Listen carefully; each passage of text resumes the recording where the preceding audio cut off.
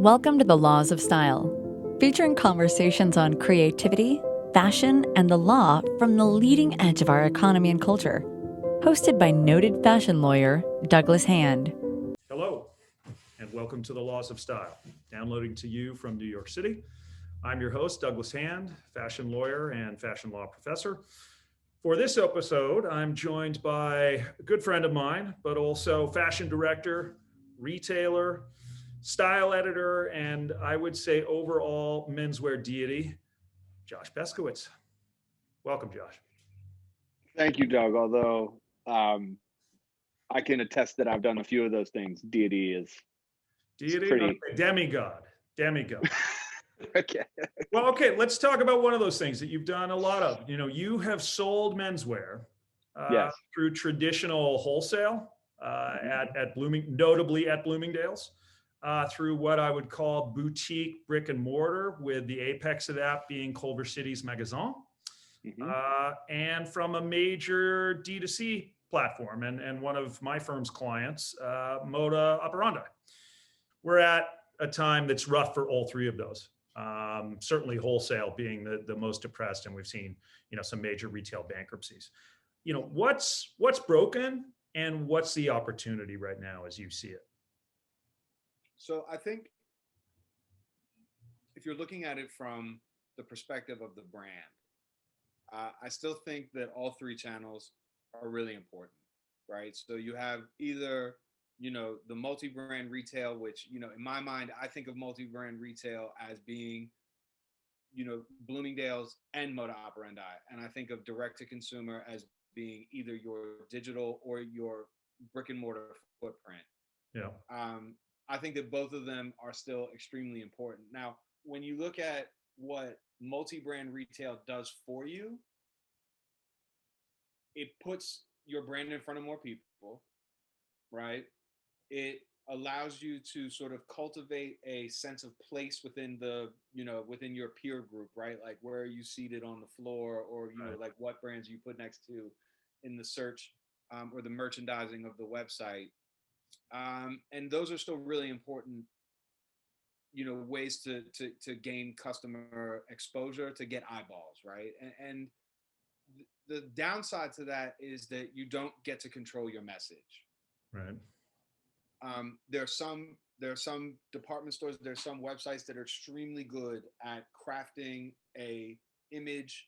That's something that we prided ourselves on at Mode Operandi for the men's side in particular. Like, when we were doing that, we really were able to help put brands into a context that they wouldn't put themselves into normally, right? And so, Yep. like, that was one of the selling points of what we were doing, because we knew we weren't going to be as big as, Matches or Essence from a volume perspective, but we could give a different point of view, right? And that's things that brands are always looking for, is like different ways to interpret what they do.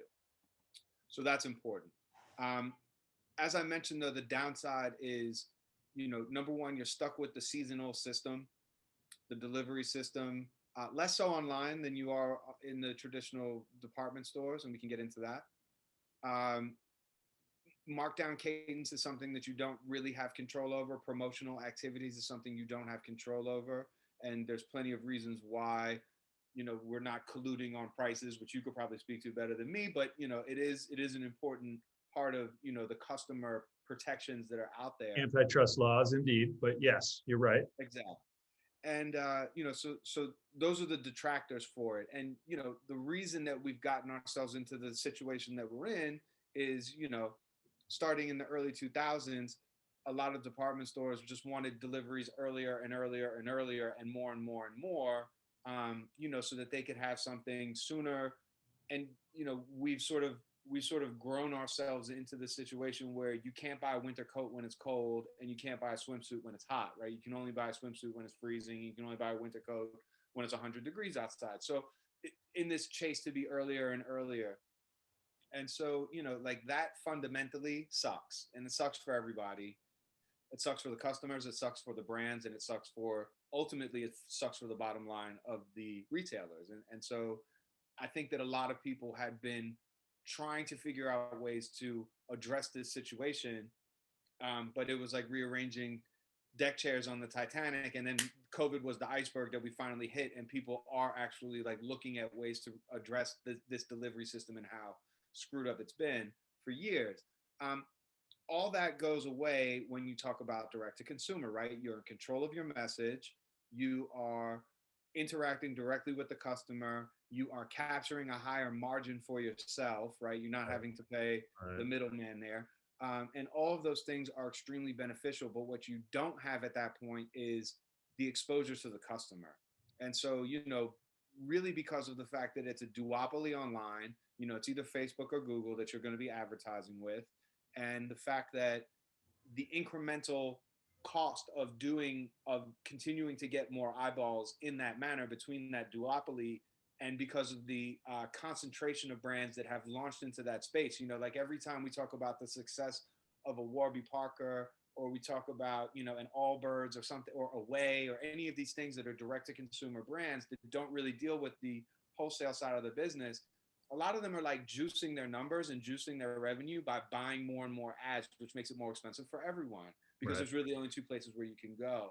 And so the incremental cost of doing that, at first, like the conversion, if you have no customers to get to 1,000 customers, it's worth every penny, right? But then, and I'm just making these numbers up, but like from 1,000 customers to 100,000 customers isn't as efficient, right? And then from 100,000 customers to 1,000,000 customers, you're actually losing money, right? So chasing growth. And so, like that in and of itself is also an unsustainable model. So, when I'm talking to brands and when I'm talking to people about, what to do, I mean, go with the Buddha, find the middle path. There's always going to be, a segment of your business that should be wholesale with the right partners, key partners who, respect your brand and your brand messaging and, want to elevate or put you into a different light. And then, use that for marketing. Some of the direct to consumer channels are augmented by, these marketplaces that you can sort of participate in. And we can talk about that more later. But then also you need to make sure that you have a strong e-commerce backbone.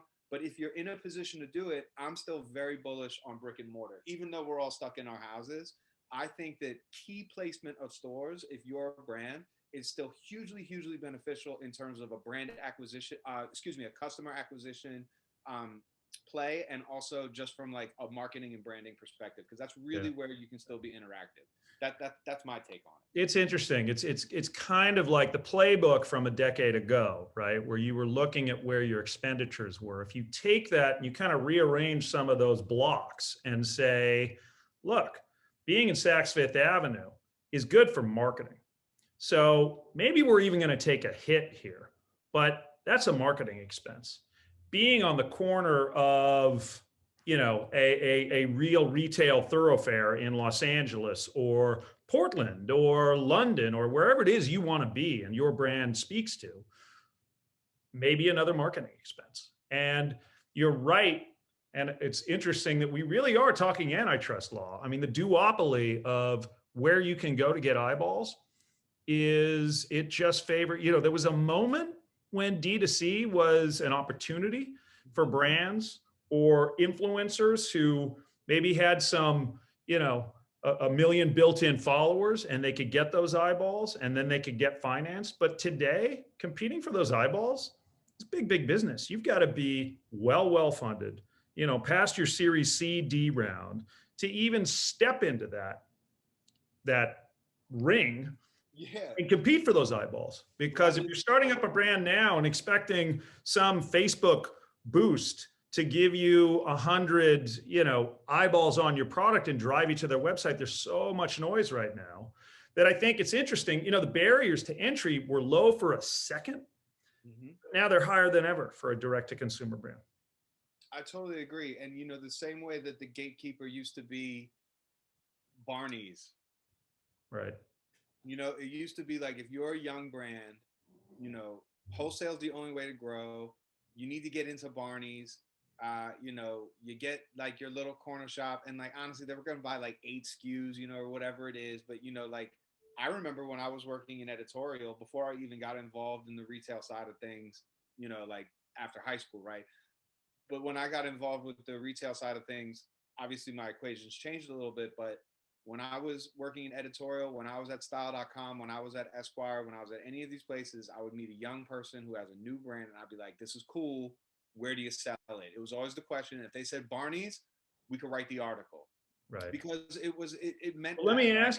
ask you, this raises an interesting question. I mean, do you think that it was better? Like, were those the salad days? Not just for new brands, but for, because obviously those buyers at Barney's had some cred. They had some editorial cred. They knew what they were doing. They would push boundaries where they felt they could push boundaries. They kept a nice stable of high quality brands in there. You know, the duopoly that we're talking about, they don't give a fuck, right? They Yeah, just care about this. So so what do you think about that? the salad days were before that, really. I think that the salad days were like when Barney's first turned into a luxury store, yes, but like also when Bloomingdale's was under Cal Ruttenstein, and you could create these moments, right, where there would just be so much energy, and you could take a brand that either didn't exist, because like it was really the 60s when we started talking about ready to wear in a real way anyway, Mhm. right? So like the rise of the department store certainly started 50 years before that, 100, like 60 years before the 1960s, but it was really the 70s, 80s, and 90s when like department stores were at the top of their brand building power, and that's where like the American billion-dollar fashion companies like Ralph Lauren and Donna Karan, and the Europeans like Giorgio Armani. I mean, like listen, the ones from the 50s and the 60s, Dior and and Gucci and all these brands that are now sort of, and Pierre Cardin, all these ones that are now controlled by the big conglomerates from Europe. America never really developed that culture, but they did build some really big brands, and like a lot of them are now considered mid-market, but like Calvin Ralph, Klein, Tommy Hilfiger, Tommy you know that. Hilfiger, Michael Kors, Donna Karan, Liz Claiborne. I mean, Perry And Ellis. Josh, will we see that again, or are those essentially dinosaurs, the billion-dollar lifestyle brand? I think the market is too segmented at this point for you to really get there again. But that's the ambition. I speak to young people all the time that are starting brands or have had brands for like 8 or 9 years, and like they want to be billion-dollar brands. And I think being a billion-dollar brand is certainly still achievable, but being like a $20 billion brand, I think like Ralph's revenue somewhere like around 13 billion a year, and they're losing money, right? Like, I don't think that that's going to happen again. Um, I think you need to bring together a group. I think you need to have an amalgamation of a number of brands to be able to get to that size. And that's, obviously what LVMH and Kering have done, Rijmont as well, and what like Coach is sort of trying to do, it seems. Yeah. Maybe speak to the American attempts at that, and that would be Capri Holding, i.e., Michael Kors, Mhm. and Tapestry, i.e., Coach. Do you think the Americans are barking up the right tree, or are they kind of failing in it? Because early returns are not great. I think it's difficult. I think it's difficult to up position your brand, and because of the world that we lived through in those 2000s, right after the salad days, as we were describing, where you know promotional activities, and a lot of it was for survival. Like after the dot-com crash, after September 11th, and then after the financial crisis of 2008, like a lot of this was survival mode for the big department stores, which were still the dominant sort of form of commerce at the time, Right. before Amazon and before Walmart, and but these brands are so intrinsically tied to that department store cycle here in the United States. Very early on, a lot of the European prestige brands pulled out or went into a concession model. So like, Right. They had much better control over their pricing, and discounts were sort of curtailed, and with the exception of probably Saks, Neiman's, and Barney's, which was such a small store footprint globally anyway. Most of these big conglomerate brands started opening their own stores, and focused on that, or having their concessions, as I mentioned, rather than going heavier and heavier into the assortment in the actual department stores. While the American brands, be it Coach, be it Michael Kors, Tommy Hilfiger, Ralph, whatever it is, like they were still super dependent on that wholesale aspect of the business, and so like got involved in the promotional and the discounting side of things, which Right. ultimately cheapened the brand. Now at the time, who knew, right? Who knew that it would progress to the level that it is? But it's difficult to get somebody to buy something at full price that they know will be marked down in 3 weeks. Yeah. Yeah. And that was the situation for a while. So it's like if the brand positioning, and meanwhile Louis Vuitton, for better or for worse, I personally think for worse, they don't put things on sale, they burn it. Well, that's certainly for worse. That is certainly For worse, but like at the time when we were looking at it, 20 years ago, we were like, man, how gangster is that? They just burn the shit instead of putting it on sale. And that was like sort of, that was their mentality. And I don't think the Americans ever matched that. So now being where they are, it is difficult to retrain your customer to say, like, without lowering your prices, to say like, oh, we're going to lower our prices, so you want to make it more expensive and you want to say we don't get a discount, but that's what we're used to from you as a brand. It's difficult, listen, Michael Kors and that group buying Versace, let's see how that works out. I think early returns are actually pretty good for Versace, but I don't know how much that really affects the bottom line for the group in total. I'm just not well. sure. But you've had experience at the high end of menswear. Those men who walk in sort of want the store closed down. Maybe speak to that. And do you think there is a future, even if it's a niche, for brands that can cater to that? It's certainly niche, but you would be surprised, Doug, both in men's and women's, how much of the bottom line of some of our retail friends and retail partners are supported by a very, very small number of people. Yeah.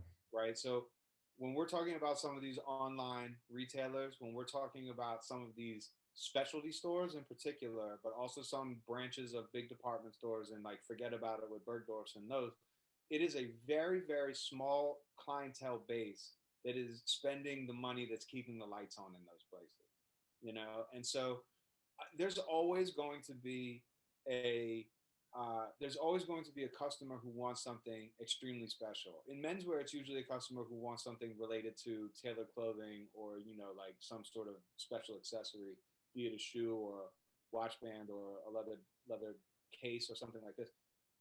And being able to create something of the highest caliber that is unique to that individual, if that's their taste, then that's certainly a business. Now, I would be hesitant to say that there's a whole lot of brands that could tap into that are like brand new.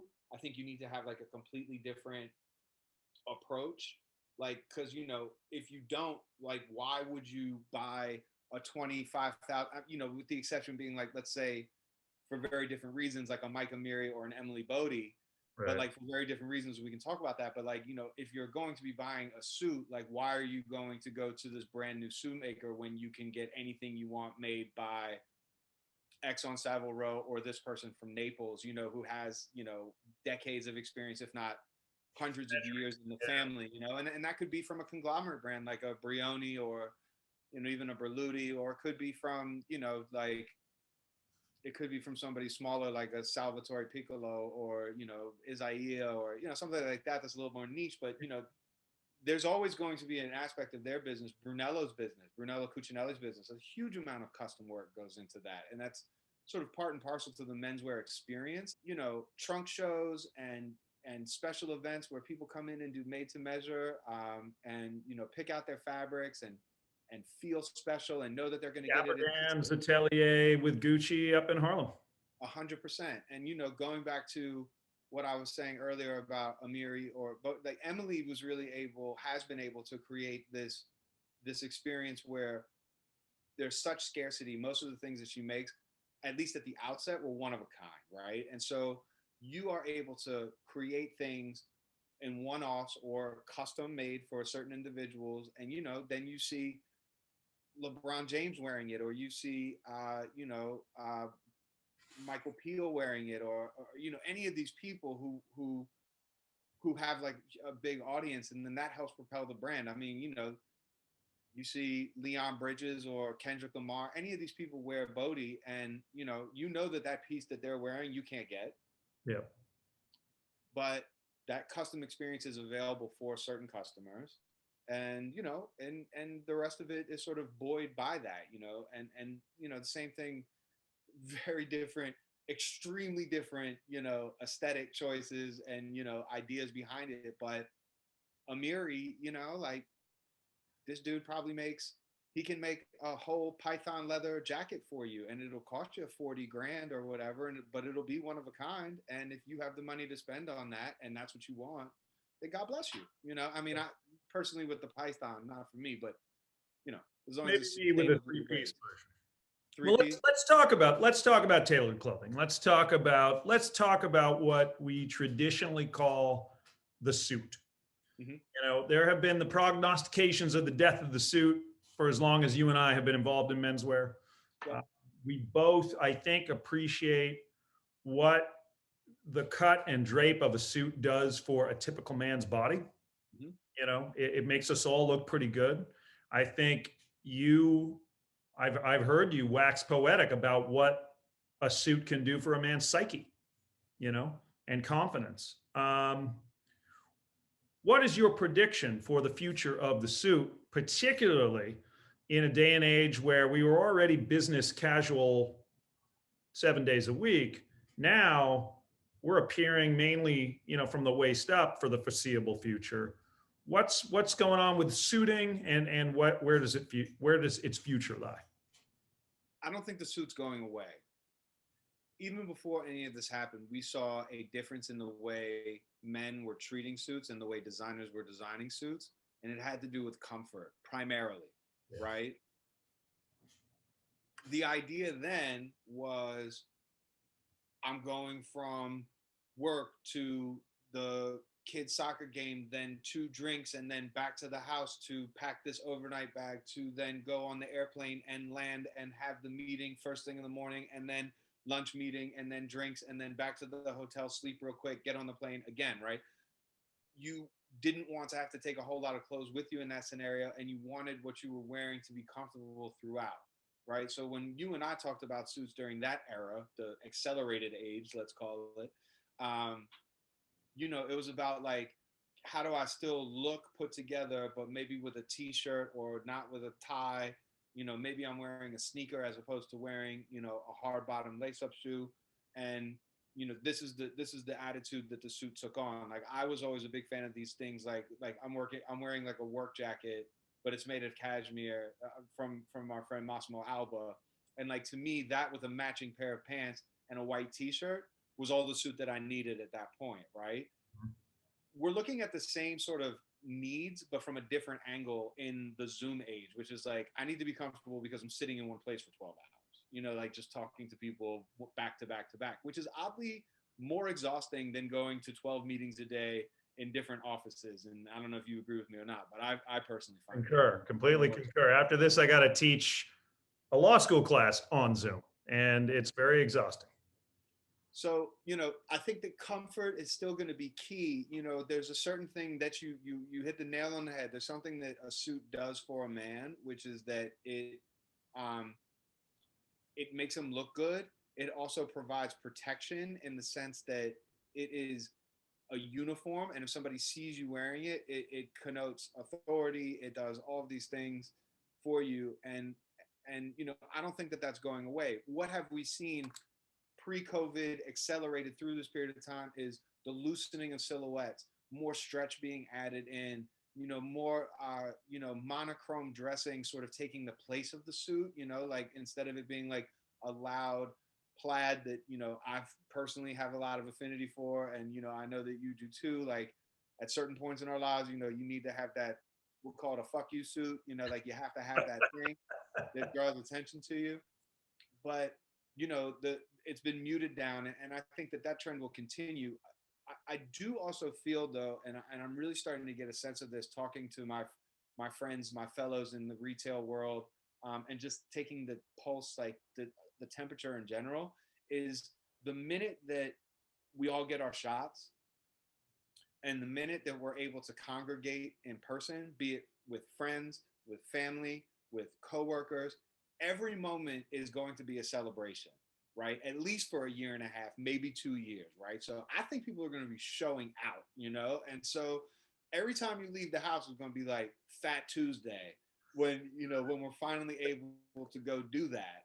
And so, in my opinion, even though things have gotten more casual, things have gotten more comfortable, I still think that people are going to get dressed once they're able to actually go outside and rub elbows with their friends and their peers again. And that's just me, but like there's some data to back that up. Well, fingers crossed on that. And I would tend to agree with you. Maybe back to pre-COVID times when you had to cover both hemispheres of your body. And let's stick to men here. Business casual was, as I said, 7 days a week. And yet so many men were still getting it so wrong. Why do you think men, when really untethered from what some might consider the restrictions of the suit, have such a hard time putting anything stylish together? Well, you're again, like I said, that as armor, the suit as armor, suit of armor, right? A lot of men wore that because it allowed them to not have to think about what they were wearing. And when you took that away only on Friday, that's when you saw, golf shirts and bad pleated khakis. I've often had this feeling, and dealing with customers a lot and talking to men from all different walks of life, be them really interested in fashion or not.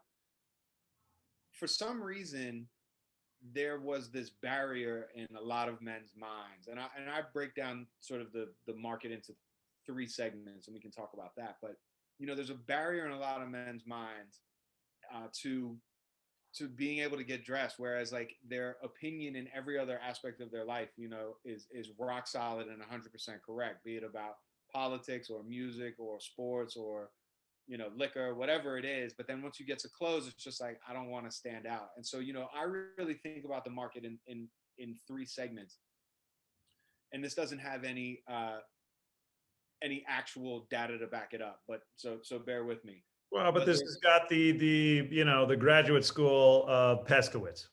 Right. So you've got the 1%, right? Or maybe like a little bit less than 1% of guys who you were speaking about earlier, this made to measure type of fella. And what they want is like the most prestigious, the most rare, the most expensive, the hardest to get. And they don't care if nobody else, except for the one other person in the world who could have gotten that thing and didn't get it, knows what it is that they have. But, that's what they're looking for. And it could be, a $14,000 Vacuna, Keton suit, or it could be, the rarest of rare Jordans, or it could be, being dipped in oil, leather, Boris Bijan. It could be any of those things, right? But the mentality is the same. I've got this, you don't have it. I'm special because of it, right? Mm-hmm. And they are educated customers. And the thing that you want to do, if you're a retailer and you want to get to this person, is just be able to provide that access. Treat them as a peer so that they know that you know what you're talking about, and provide them access to these things that they can't get any other way. There are stores that cater to that, Patron of the New, and whatever. But they're Maxfield in LA, Just One Eye in LA. Those are the kind of stores for that kind of customer. One step down from that, which is what I think probably you and I are in, and this is like a spectrum, but it's pretty wide. But let's call it 20% of men, which is maybe being generous, but let's call it 20%, that know what they like, know what looks good on them, care about brands, care about the craftsmanship, the innovation, the rarity of something. They care about these things. Who made it? What's it made out of? Where was it made? Why was it made? Right? Like those questions. Yeah. And these are the people who usually, in my experience, want something that's only 1 or 2 standard deviations away from what they already own. Right? So they're just looking to like continually upgrade, and they're building a wardrobe for the long term. Right? So these guys have price sensitivity, but they're willing to pay for what they want, right? And they know that they get what they pay for in certain circumstances. So it's not necessarily, there's some hypey stuff in there, but mostly it's like good, solid menswear, some prestige items, but mostly just like, I want to buy nice stuff that's made out of good materials, made by someone who hopefully has a good story and that I, God forbid, like, you know? And hope my body doesn't change. I hope my body doesn't change. I hope my body doesn't change. Or work so my body doesn't change. And work out for it. And so, you know, clothing then is part of a lifestyle, right? Like I eat at these restaurants, I listen to this music, I work out in this way, and I wear these kinds of clothes, and they all speak to like a general message about who I am, right? Then there's like the 80% of men, right? And they really are, for some reason, you know, and this is the portion of it that, because, you know, when I was working at Bloomingdale's, and I'm sure the numbers have changed, but 60% of menswear was bought by women. Yeah. And so, you know, this is the guy who doesn't want to think about it, right? So he's really only worried about three things, right? Will my friends make fun of me for wearing this? Will my boss or my underlings snicker at me if I show up to a meeting wearing this, right? Will this garment prevent me from getting laid? If you can answer no to those three questions, they will give you all the money in their wallet to not have to think about it anymore, right? So there's like expensive people like this, and there's people with no money that are like this, but they just don't want to care about it. And if they're left to their own devices, if they don't have, you know, like the resources or the spouse to like deal with it for them, then, you know, they end up looking like schlubs. And the vast majority of men do not, at least, and this is changing, but the vast majority of men don't prioritize the clothing that they wear over the car that they drive, over the food that they eat, over the house that they live in. And so, you know, it's that 20% of men who see it as part of like the total package. And then that 1% will probably see it as more important than everything else, right? But then that 80% of men are the ones that, you know, really screw up casual Friday and the rest of the week. And honestly, it doesn't matter what price point you're at. The most important thing that most men miss is how your clothes fit. You don't have to have such a great tailor. You could have a great tailor. I have a great relationship with my tailor, but I also go to my dry cleaner on the corner if I need to get a pair of pants shortened to the right length. And that's perfectly fine. If I need to get a jacket recut, that's another thing. But, you know, like the way that your clothes fit says everything about you in terms of, and you can exaggerate it here and there. It doesn't matter as long as you know. Well, the laws of style, you know, I know it's somewhere up there on the shelf behind you. I'm not going to make you point it out. No. It's somewhere that general region. It's a modest, much like the suit itself. It's got a very modest spine.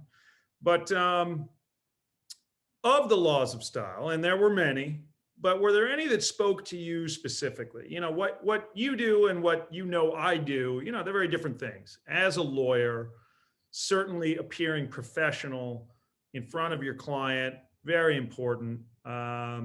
Appearing competent, sort of checking all those boxes. Just don't show up to a meeting and immediately tie hands behind your back because you're not those things. But were there any laws that spoke to you, whether super specific or some of the more general ones? I think you really hit the nail on the head when you said, you know, show up for the job that you have, or, you know, like the job that you want. And I think that that's really important today still, right? And while things have gotten much more casual across the board, I really do believe, you know, that there are certain professions that like you need to look professional for. And you know, I know you talk about that a lot in the book, and thinking about like what a lawyer is supposed to be. Like a lawyer is supposed to be someone who you are entrusting, you know, with your, in a lot of cases, well-being. You know, we deal more in the financial realm when we're talking about like what we're litigating for, or negotiating about. But, you know, I have friends who work in the public defender's office. I have friends that, you know, all over the spectrum of the legal profession, and like they show up every day. Well, I mean, they did before this, right? But they show up, you know, suit, shirt, tie, because they need to inspire the confidence in the person that they're, and there's other professions, be them, you know, medical or, you know, governmental, that require that still. And I think, you know, if you saw Joe Biden give a press conference wearing a hoodie and some camo pants and some Timberlands, you'd be like, what's going on here? And I think that, there's still a lot of relevance to that, even in this much more casual age that we live in. And, will that evolve more over time? Sure. I think it will. But, as of right now, like, if you're in a profession where you need to inspire confidence in the people around you, you should still show up wearing a suit.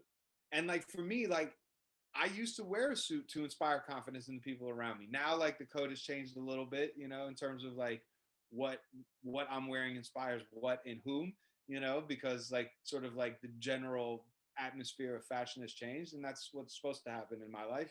Mine evolves, but for you and for people in your cohort that need to really like inspire confidence in people, make sure that you feel trusted and that they know that you have their best interest at heart.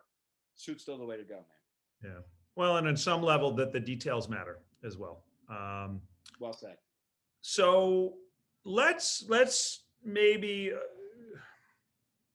a branch of that tree is certain amounts of legacy and entitlement, I think, get locked up into certain modes of menswear in particular. Here, I'm talking about the bow tie, Mm-hmm. the power suit with suspenders, the Gordon Gekko double-breasted pinstripe, right? Mm-hmm.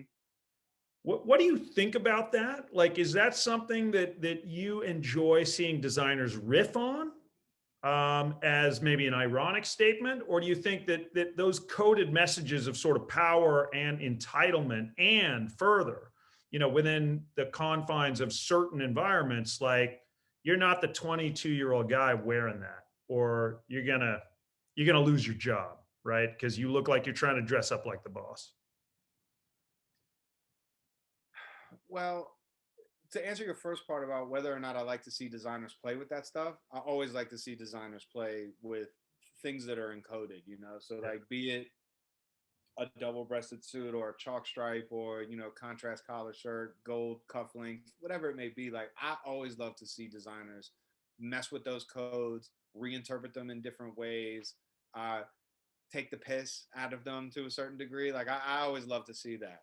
And I do think that more and more, like, as those things become sort of the provenance of an aging sort of demographic, be it a very wealthy one, be it a very powerful one, as you just said, you're not, if you saw a 22-year-old kid come in with, his pants up to here and the suspenders and all that, you'd be like, who is this guy?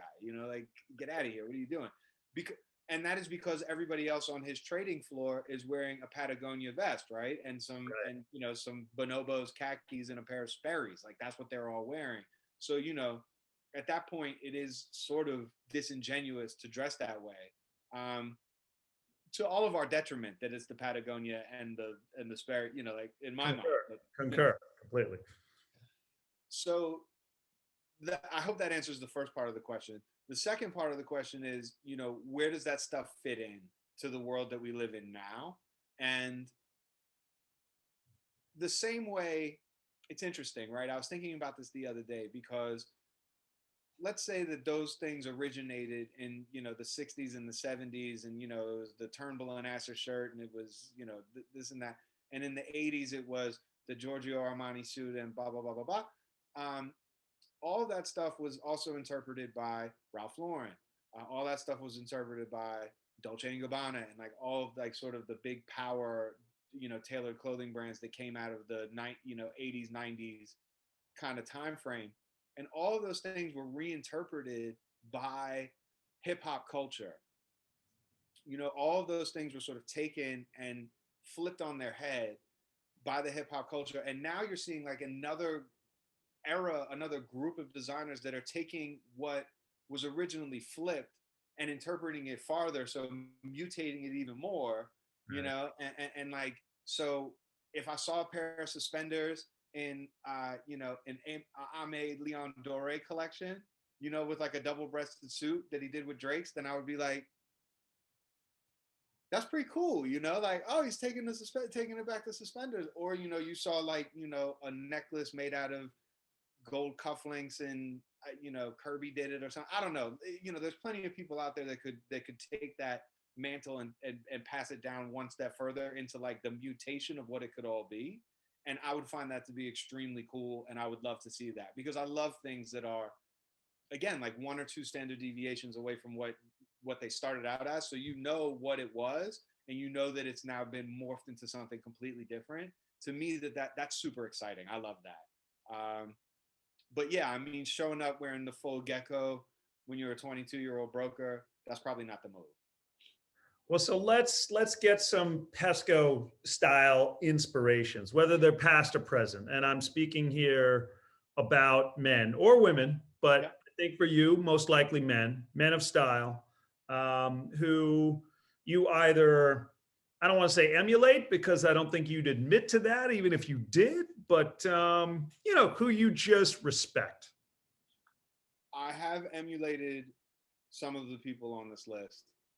I won't say how or when, but I thought about this. I thought about who I would mention here, and there's obviously always my, contemporaries, the guys that I spend a lot of time with on the fashion circuit that, inspire me, and also I'm friends with, and I think that that's true of a lot of men, right? Like a lot of men, I think, are inspired by the people around them just as much as they are by, probably more so than like influencers or whatever. It just so happens that the people that I hang out with a lot are really well dressed. So, you got to say Eugene Tong, Nick Wooster, Nick Sullivan, guys like Mr. Kamoshida from United Arrows in Tokyo, George Cortina, like those kinds of guys are like either, super experimental in the way they dress, or just like super, super elegant, but like the top of the top, and so I always am inspired by them. And I would say all those guys,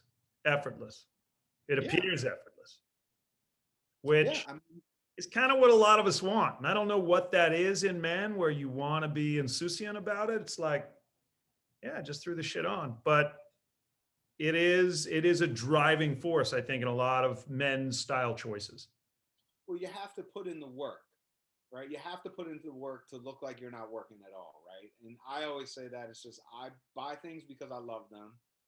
I purchase things because they make me feel a certain way when I see them, or they remind me of something from this era, or it's just a better version of something I have. I immediately take it to the tailor. I immediately get it hooked up, and then I might not wear it for 2 years. Right. But it's there and it's ready to go for whenever the moment occurs, right? So it's like you put in the work on the front end, and then it's easy to look effortless, because like I always say, when I pack for a trip, I mean, fashion weeks aside, but when I pack for a trip, I just put like one, maybe two colors in the bag. I don't say like, oh, well, I'm going to need like this suit. I'm like, no, I need light blue and dark blue for this trip. Basta. That's it. And so I'll just grab a whole bunch of things, throw it into the carry-on.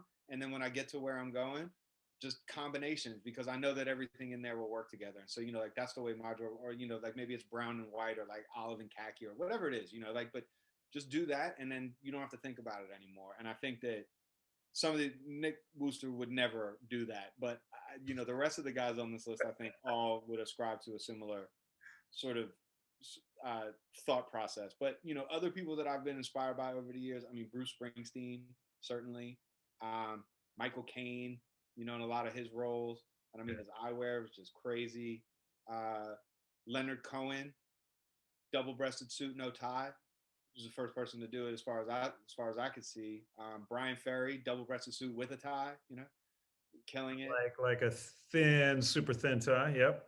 Mm-hmm. But then, coming from where I come from, hip hop was super influential. So guys like Raekwon and Nas and Big Daddy Kane and Rakim, like you look at the way that they dressed, and a lot of that is what inspires, this next generation of designers that are coming up now. As I mentioned earlier, have always been a huge fan and sort of like idolized Hiroshi Fujiwara, the designer, the collaborative genius and founder of Fragment Design. And he's always wearing like the flyest stuff that no one can get anywhere. And then there's plenty of like fictional characters, but who I've been looking at a lot lately is the King of Bhutan. Have you seen the way this guy dresses? Well, I'm not even going to try to pronounce his name because it would be disrespectful, but like Right. I used to be one of the people that Vanity Fair asked to do the best dress list, and so his Right. name was always on it, and I was like, what is this guy doing on here? And it's incredible. Yeah. Well, I mean, in different parts of the world, right? They are not.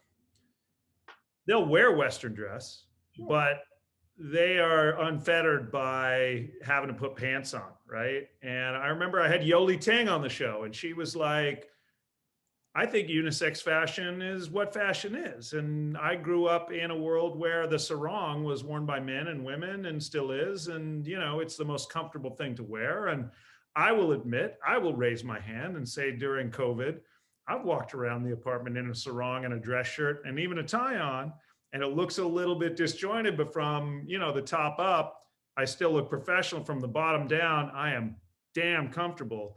And but this guy, he's putting it together in a very high lux way. Oh my God, the color combinations, the patterns, and and he'll do it with Western dress. I remember the first time, and obviously, this is a different culture, but I remember the first time I went to Tokyo and I went to the United Arrows flagship store in Harajuku, and I was meeting Pogi there or something. I don't remember exactly why I was there, but that store is 4 stories. There's the ground floor, which is like sort of the more pop culture-y stuff, like some of the collaborative products. The basement was like heavy duty designer, European and Japanese designer mixed together. The third floor or the second floor was you know tailored clothing, sort of haberdashery, very, very European, very Italian, very English, like all of it mixed together, but a lot of Japanese manufacturers in there as well. And the top floor was their formal wear, and they had tuxedos and kimono right next to each other. Wow. And, you know, to me, that was like one of those aha moments, where it's just like, because in Japan, in Tokyo, it's very, very traditional.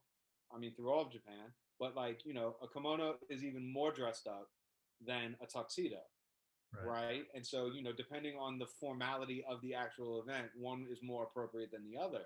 And, same thing with the King of Bhutan. I mean, you can see him looking real dashing in a tuxedo with like a cummerbund, but then, like then with the whole robes on and the gold boots and like he's just crushing it, and Well, it's so just, let's pivot slightly. It's like a 5-degree pivot. How about designers? Like, who is speaking to you in the menswear design space these days?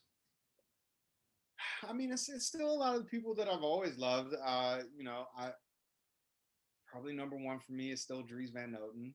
I, from a career perspective, such consistency and such variety, at the same time, and I just have an enormous amount of respect for that. And I remember they did a retrospective at the Louvre a couple of years ago that I had the pleasure of actually walking through with um, Dries himself, and the way he set it up was, instead of it doing chronological, it was based on inspiration, so it's like, here are the collections that were inspired by Japan, here are the collections that were inspired by graffiti and pop art, here are the collections that were inspired by different regions of Spain and the Moors and all these different, and it's just just a remarkable amount of like base material, and yet the clothing remains so consistent, like the silhouettes remain consistent, the construction of the garments, you just can't beat it as far as I'm concerned.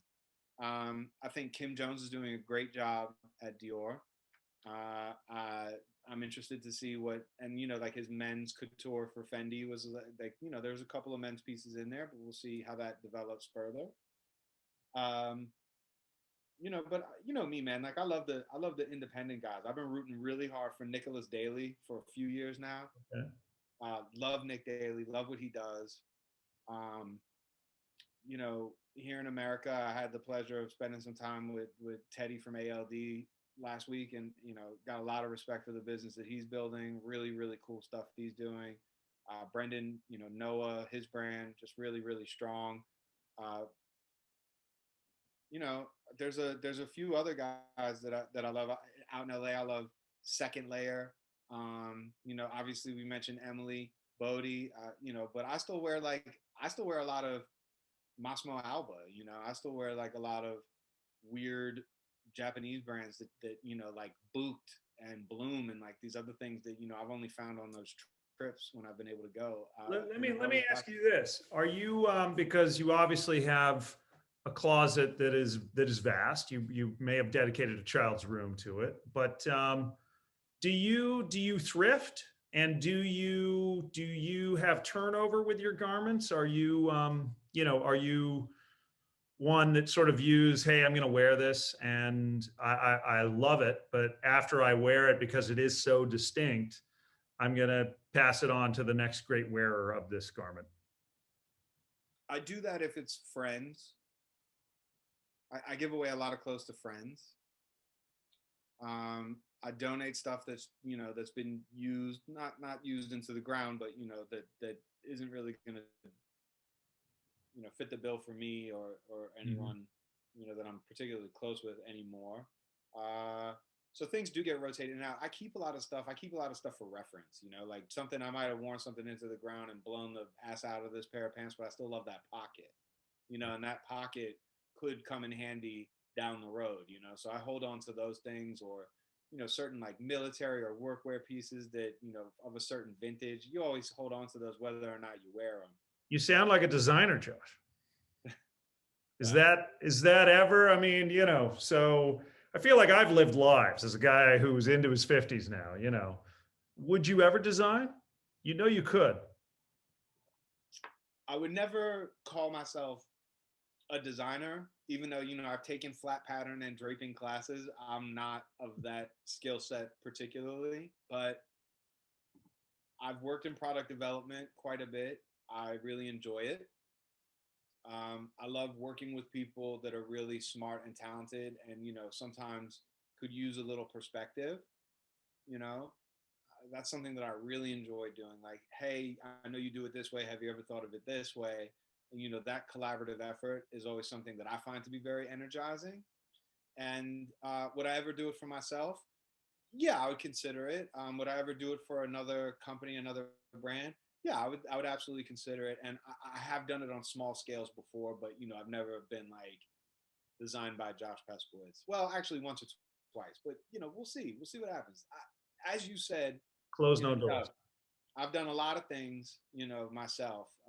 Not quite at your level of professional acuity. I've never made bagels, man, and I love them. All right, let's menswear, as we know. I mean, it really tends to categorize itself for some shoppers. You get people who, oh, I love heritage workwear, and I'm going to wear a work jacket, and I'm going to wear, my Timberlands or whatever every day. Like, that's my look. I'm into surf wear. I'm going to wear Hawaiian shirts and surf t-shirts and the flip-flops. And why do you think men tend to gravitate to that categorization? It's almost costumey in a way. And do you think there's a value? I mean, can you really, this is maybe a broader question about inclusion and about really appropriating from certain groups, right? But yeah, can you ever really gain inclusion by dressing up like? You mean like being a poser? No, you can't get inclusion by being a poser. I kind of do mean like being a poser, I guess, in a way. I mean, so you're saying like, dude, get out of the work jacket if you've never chopped wood? Or is it like, where do you draw the line? Because some of those garments, while functional in one setting and made for one setting, do also work in other settings. Listen, to your point, almost everything that a man wears that's considered like traditional clothing was either a military uniform or made for chopping wood in the first place. So like those, let's like take that out of this context and just put that over there. But dressing like a skater and not being able to skate, like that's a poser. Like dressing like a surfer and not being able to surf, like you shouldn't do that. Now that doesn't mean that there aren't things about those individual wardrobes that are cool and that you could feel perfectly comfortable appropriating into your Like own sampling look. from. Take a sample. Yeah. Yeah. And to your point, I think that sort of kit dressing like from a kit, like I'm gonna paint by numbers and wear this kind of thing. That's something that I feel like doesn't affect the younger generation as much as it does people of, you know, Gen X and like later millennial. Um, because for two reasons. The first being that the advent of social media, for all the good and ill that it's done, and there's plenty to be said about that on another podcast, what it has done is sort of decoupled image from context, right? So when people are doing their little Pinterest mood boards or their Instagram, you know, curated feeds or whatever, it could have a punk next to a hip hop guy next to, you know, an Onassis next to whatever, you know what I mean? And so it's just like, where before, if you dressed like Tyler from you know, Taxi Driver, then you were a punk. And like, you better listen to punk music, and you better have like a Rancid tattoo on you somewhere, and like that was who you were. And you couldn't appropriate any of that. Whereas for the younger generation, I think that the context and the meaning of like those different like ways of dressing and codes of dressing have been sort of at least muted, if not completely destroyed. And so what you end up with in the best of times, in the best of circumstances, is sort of like a choose your own adventure, right? Where you can actually develop your own sense of style by sampling, as you said, by sampling from all these different, you know, walks of life, different sort of like places with different cultural connotations. And you know, the best designers have always done that, right? So like now it's like from a personal styling standpoint that people do that. So you know, that I think is like the utopian hopeful view of self-expression in the future. Um, you know, and in the meantime, you know, for some people, listen, you know, fake it till you make it. If you want to dress like a surfer before you learn how to surf, then you know, go ahead and do it. Like we'll see what happens when you get out onto the waves, and you know, Indeed, indeed. No, that's a good one. Or so you in a way you alluded to or brought up, you know, the new generation, and certainly an element of not only the marketing of products, but people's experience with fashion has been driven by influencers. Honestly, whatever the fuck that means these days. But let's just say people that have a lot of social media attention on them, whether that is for a true talent or for the reason that they just have a lot of media attention on them and that snowballs. How do you feel about the role of influencers in the current fashion scene? You know, is it enabling? Is it democratizing, or is it a bastardization? so if you take it one step back and think about um, street style, which is something that is really sort of impossible to sort of look at now. Like what started out as street style, I think was actually really important because it was largely professionals in the business, you know, and I'm not saying this because people took my picture, but they did, you know, but it was largely professionals in the business. It was largely people who like loved clothes and wore them. This is what we were wearing. Like, this is what we wore to fashion shows. This is what we wore to market appointments. This is just what we wore.